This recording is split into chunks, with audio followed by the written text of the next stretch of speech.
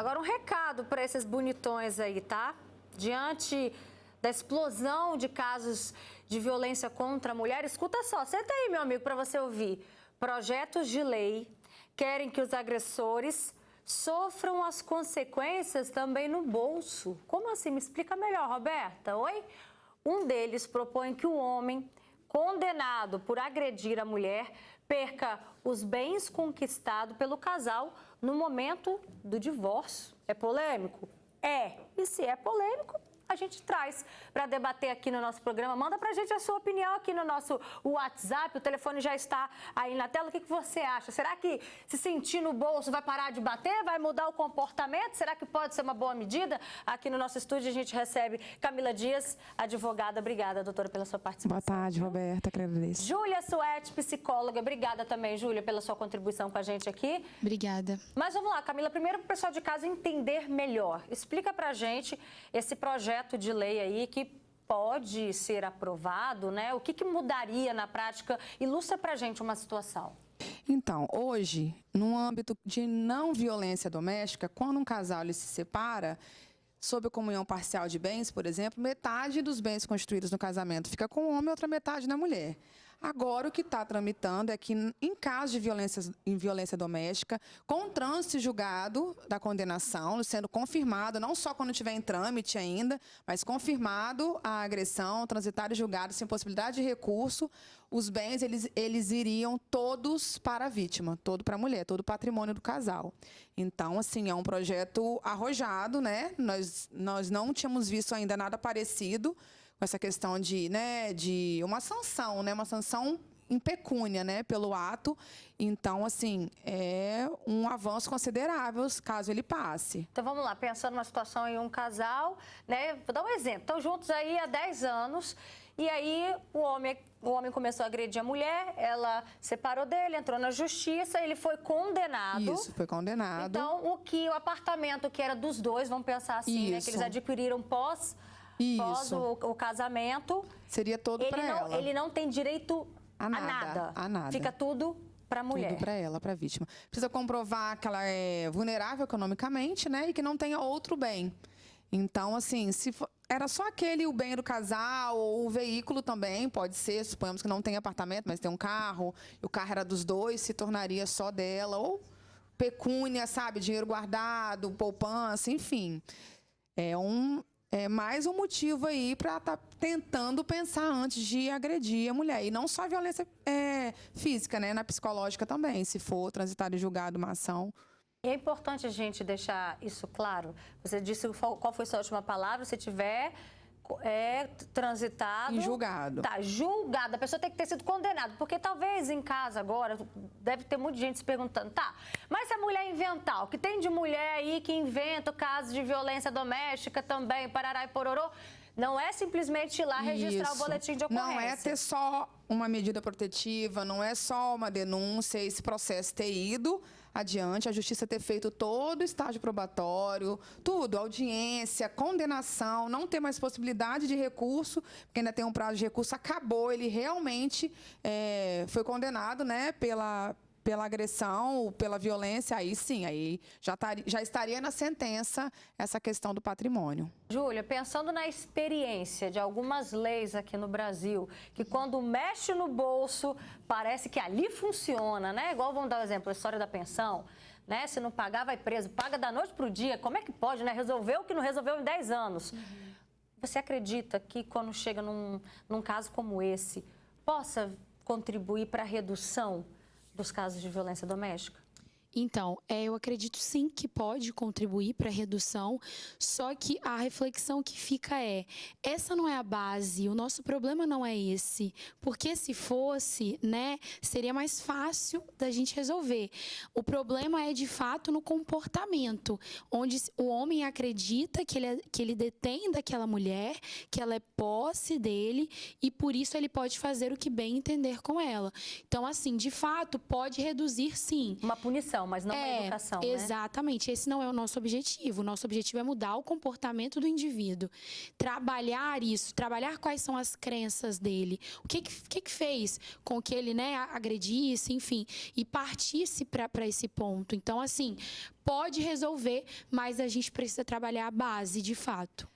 Pensando nisso que a Júlia falou, existe alguma coisa, né, na lei que obrigue o homem agressor a se tratar, a buscar uma ajuda psicológica para mudar esse comportamento, Camila? Então, fica aí, inclusive, né, uma crítica, porque eu acho que mais do que a gente está pensando, e é louvável, é necessário, né, um ressarcimento de todas as formas a uma vítima, mas esse tipo de questão da gente estar indicando, tem alguns projetos, tem alguns juízes que fazem isso, que colocam para o homem participar de alguns grupos, sabe, de aconselhamento, de grupo de apoio, porque o fato de ser um agressor, isso diz sobre a pessoa em todo o entorno da sociedade dele, então que ele está inserido.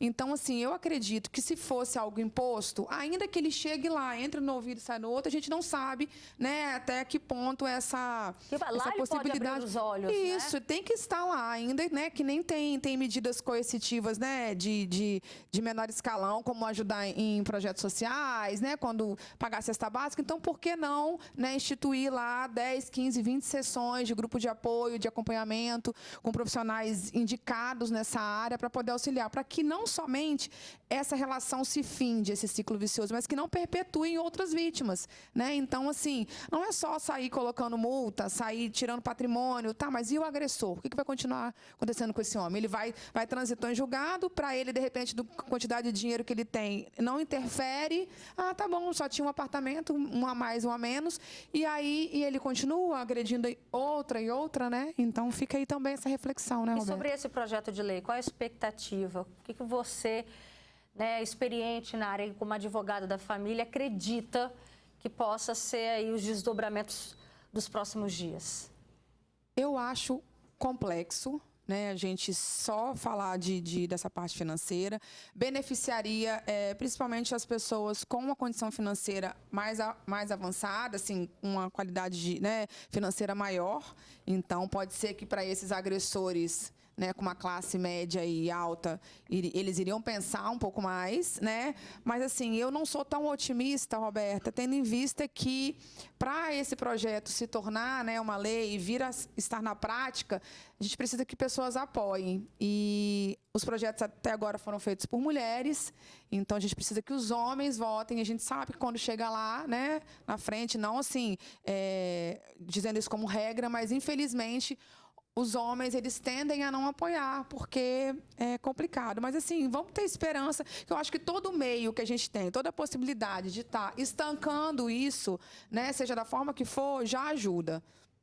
E olha só, quero que você, inclusive, participe aqui com esse nosso debate. O que você acha desse projeto de lei? Se você é a favor, qual é a sua opinião a respeito desse assunto? E no Distrito Federal, por exemplo, já existe uma lei que pune também financeiramente o agressor de mulher. A multa, minha gente, pode chegar a R$500 mil. Toda mulher, toda forma de agressão pode ser punida. A verbal, a patrimonial, a multa deve ser aplicada segundo a capacidade econômica do agressor e gravidade da infração, não podendo ser inferior a R$500 e nem superior a R$500 mil. A multa é aumentada em 2/3 caso a violência seja empregada com o uso de arma de fogo. A lei também ressalta que a multa é aplicada em dobro em caso de reincidência do crime. A gente já vê aí um avanço, né? Interessante isso daí, já podia ser aplicado nos outros estados. Então, mas já tem essa chance aí de valer pro Brasil todo. Já está no Distrito Federal, né? Então, eu vejo, até porque isso daí já é lei lá. Já é lei e já abraça todas as mulheres vítimas. Então, independente da qualidade social dela e financeira, né? Então, é na medida da possibilidade do agressor estar... Porque não adianta você colocar uma multa de R$500 mil para um empregador que recebe pouco mais no salário, mas R$500 para esse homem... para levar 1/3 do salário dele já é importante para poder auxiliar essa mulher no tratamento que ela vai fazer, psicológico, reinserção no mercado, né, e tudo isso. Fora os outros benefícios que agora a gente está conseguindo também para as vítimas, né, Roberta, que estão sendo aí vários projetos vindo, né, para poder auxiliar, leis novas. E a gente já tinha mostrado aqui em outros momentos, no Fala Espírito Santo também, que o homem agressor, depois de condenado, também tem chance até de perder a guarda dos filhos, né? Prioridade na guarda, né? Prioridade na guarda, eles podem perder mediante a condenação. Preferência em estar residindo no local onde era o bem do casal, no caso, na época, né? Então, se eu residia no apartamento e eu fui agredida, eu não tenho que sair, porque eu sou vítima. Isso daí também veio como inovação. Eles também, porque tem homens que até mesmo sendo agressores, eles recebiam pensão de mulheres que tinham uma possibilidade financeira maior, agora também não. Então, assim, a gente está tentando tirar, né? A justiça está fazendo da forma que pode, qualquer poder, né, mediante a essa qualidade comprovada, né, que ele tenha praticado. A gente está aqui falando desse projeto de lei como punição aos homens agressores, né, depois de condenados, mas a Júlia tocou num ponto muito importante, que além da punição precisa também ter a educação.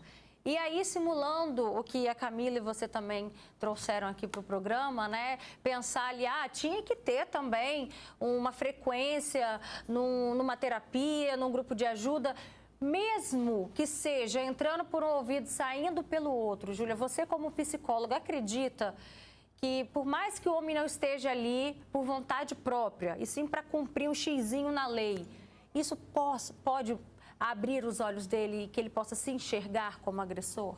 Sem dúvidas, não, sem dúvidas. Eu acredito que vai fazer muita diferença porque o objetivo do grupo de apoio, da terapia em si, nesse caso, vai ser ampliar a visão e fazer com que ele enxergue. Então, mesmo que ele esteja lá obrigado, claro, né?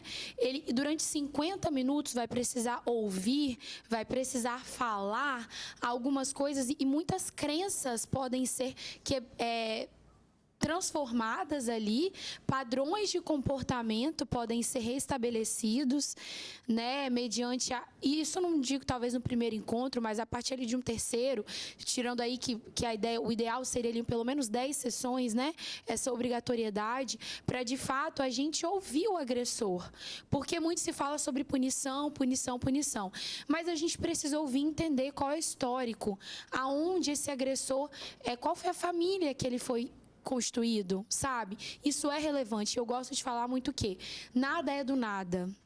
Tudo tem um começo, veio de algum lugar. E a gente precisa entender isso melhor, mesmo que seja num grupo de apoio. Só para finalizar, a gente recebeu aqui algumas participações. Tem uma pessoa que diz, boa tarde, doer no bolso. Complicado dar certo, tá? Porque muitos desses casos que vemos, né, aqui, tem muitas situações que moram de aluguel, né? Ou então moram em casa de terreno dos pais, que não tem escritura. Aí é capaz, então, do cara querer ir mais para cima da mulher mesmo. Também me peguei pensando numa situação dessa. Ou então, por exemplo, os casamentos que ainda não são oficializados, que apenas ali, juntado com fé, casado né? E aí, como é que ficaria numa situação dessa, Camila? Mas aí, para a união estável, vai também fazer vai ter o mesmo direito, tá? Os conviventes também, que são as pessoas, né, que se equiparam ao casamento. Porém, como ela disse aí, como o participante falou, mas tem muitos casos que não tem bens, mas aí então não é para essa pessoa essa possibilidade, é para quem tem. Perfeito. Então não tem problema, continua as mesmas condenações que já tinham, isso é um plus. Só para finalizar aqui, minha editora já está falando, encerra, calma.